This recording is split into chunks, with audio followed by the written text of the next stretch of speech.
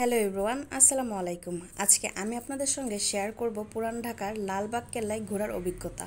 এখানকার পরিবেশটা এত সুন্দর যা বলে বোঝানো যাবে না।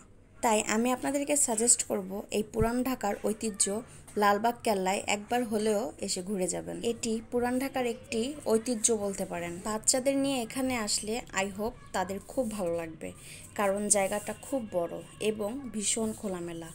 আর আজকের দিনটা এতটাই সুন্দর যে আপনারা দেখলেই বুঝতে পারছেন।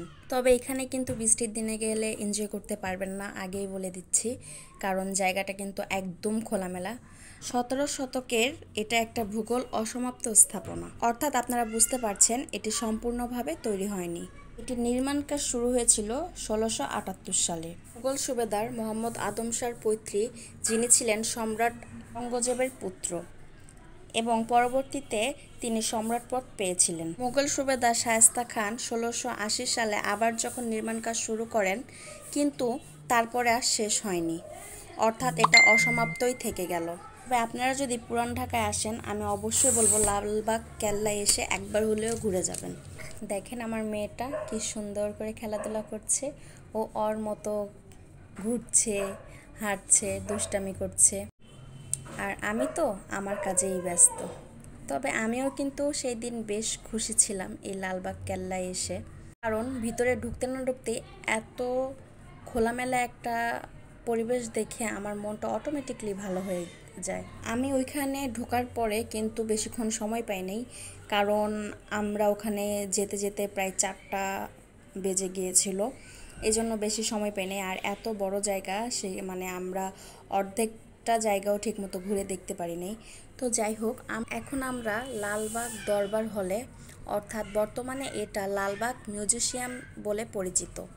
এখানে ঢোকার পরে তেমন কিছুই আমার চোখে পড়েনি, কিন্তু এখানের দেয়ালগুলা এত সুন্দরভাবে নকশা করা ছিল, যা দেখে আসলে মন মুগ্ধ হয়ে গিয়েছে। আর বাইরে কিন্তু প্রচুর গরম ছিল, কিন্তু এই ভিতরে ঢোকার পরেই একদম মোটামুটি ভালোই ঠান্ডা লাগছিল, বাইরের তুলনার থেকে ঠান্ডাই ছিল।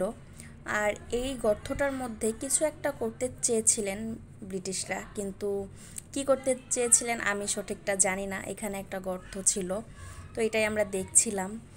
আর তারপরে আমি আরও ভিতরে চলে যাই। দেখেন ভিতরে যেতেই কিন্তু চোখে পড়ল ফ্লোর মার্বেল পাথরের কাজ করা, আর এই মার্বেল পাথরের জন্য ভিতরটা কিন্তু আরও বেশি সুন্দর লাগছিল। আর দেয়ালগুলো এত সুন্দর করে ডিজাইন করা ছিল, যা দেখেও কিন্তু ভীষণ ভালো লাগছিল। আর এটার ভিতরে আসলে হয়তোবা আপনারা আরও অনেক ঘটনাই জানতে পারবেন, অনেক কিছু বুঝতে পারবেন। আসলে এত কিছু তো আর ফোনে বলা সম্ভব না। তবে আরেকটা কথা, আপনারা যারা এখানে আসতে চান তারা অবশ্যই সকাল 10টা থেকে 5টার মধ্যে আসবেন, কারণ 5টার পরে এটা বন্ধ হয়ে যায়।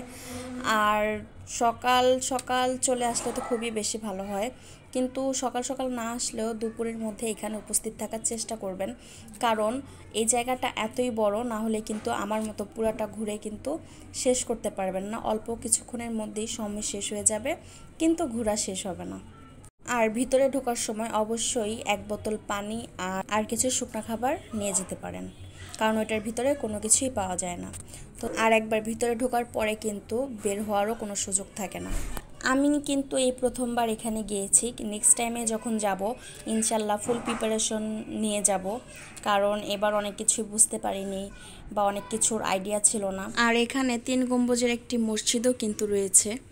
পরিবেবী সমাধি শায়েস্তা খান তার কন্যার স্মরণে এই মুগ্ধকর মাজারটিও তৈরি করেছেন। সব থেকে আশ্চর্যজনক ঘটনা হলো, এখানে কিন্তু একটি সুড়ঙ্গ পথ রয়েছে, যেই পথটিতে প্রবেশ করলে মানুষ আর কখনোই ফিরে আসে না। আর আমি যতটুকু জেনেছি, এই পথটি, সুড়ঙ্গ পথটি একদম বুড়িগঙ্গা নদীর ওই পারে গিয়ে সমাপ্তি ঘটেছে। যদিও সুড়ঙ্গ পথের দেখা আমাদের সঙ্গে মেলেনি, কারণ বললাম না, পুরোটা জায়গা আমরা ঠিকঠাক মতো ঘুরতেই পারিনি সময়ের জন্য। এই জন্য আমি বারবার বলছি, ওখানে যাওয়ার সময় অবশ্যই হাতে অনেক বেশি সময় নিয়ে যেতে হবে। তো দেখা মিলল আরেকটি বন্ধুর সাথে, যাকে কিনা কুলে নিতে বেশ ভয় লাগছিল। তো তারপরে আমার এই ভয়টা কেটে গেলে, কিন্তু আমার মেয়ের জন্য আমি বেশিক্ষণ রাখতেই পারছিলাম না, শুধু ধরে টানাটানি করছিল, অনেক ডিস্টার্ব করছিল, মাইর দিচ্ছিল, আদর করছিল। কে যে করছে তা তো আপনারা বুঝতেই পারছেন। আর আমার বন্ধুটিকে সেটাও তো এতক্ষণে অবশ্যই বুঝে গেছেন।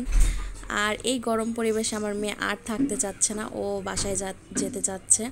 তো ফাইনালি আমাদের সময়ও শেষ হয়ে গিয়েছিল, তো এখন আমরা সবাই এখান থেকে বের হয়ে যাচ্ছি। আর আজকে এই পর্যন্তই, দেখা হবে নতুন কিছু নিয়ে নতুন ভিডিওতে।